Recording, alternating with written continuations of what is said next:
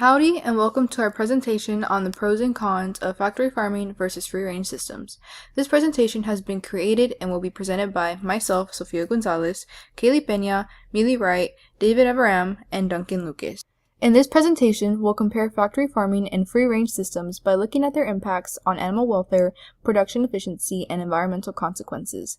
Factory farming has become the dominant approach worldwide because it's designed to maximize output using technology and controlled environments. In contrast, free-range systems focus more on natural behaviors and outdoor access. These differences shape not only how animals live, but also how the final products are produced, priced, and perceived. By examining both perspectives, we can better understand the trade-offs involved in keeping food both humane and affordable. So first we have our popular press perspective. When we look at the popular press articles, the coverage tends to emphasize emotional and ethical aspects of farming. Factory farming is often portrayed as overcrowded and inhumane, with stories highlighting issues like pollution, the heavy use of antibiotics, and the impact these systems may have on climate change. This framing has influenced public opinion, especially as documentaries and news outlets bring more attention to industrial agriculture. At the same time, the media frequently presents free-range systems as the kinder alternative, but some articles point out that this image doesn't tell the whole story. Since free-range farms require more land and have animals living outdoors, they can increase contact with wildlife, which raises the risk of zoonotic disease transmission. Some coverage even argues that intensive systems may be safer when it comes to disease control because of their strict biosecurity. Overall, the popular press paints both systems as flawed, but in very different ways, making the conversation emotionally filled. Peer-reviewed research brings a more objective and data-driven perspective to the discussion. One of the clearest findings is that intensive systems, including cage or indoor housing, produce higher egg and meat output and often have lower mortality. This happens because the environment is carefully controlled, which reduces unpredictability and makes production more efficient. On the other hand, research consistently shows that free-range systems provide better welfare outcomes.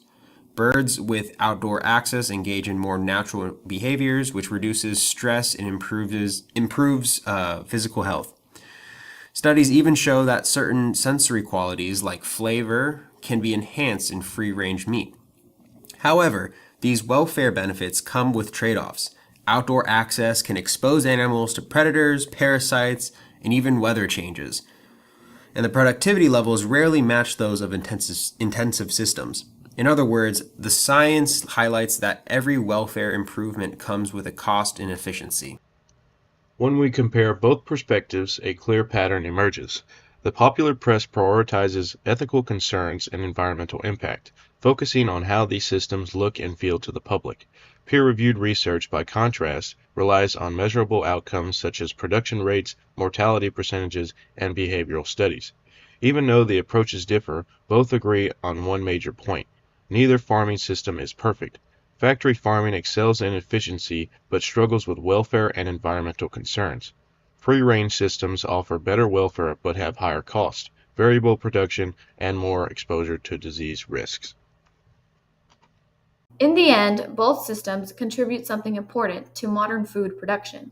Factory farming helps meet large-scale food demands in a world where affordability matters, while free-range systems reflect growing public values around humane treatment and ethical food choices. The challenge is not picking one system over the other, but finding a realistic balance. As a group, we believe that the most effective approach would combine the strengths of both systems, using efficient production methods while also improving welfare standards and environmental practices. This balance is essential if we want a food system that supports both human needs and animal well-being in the long term.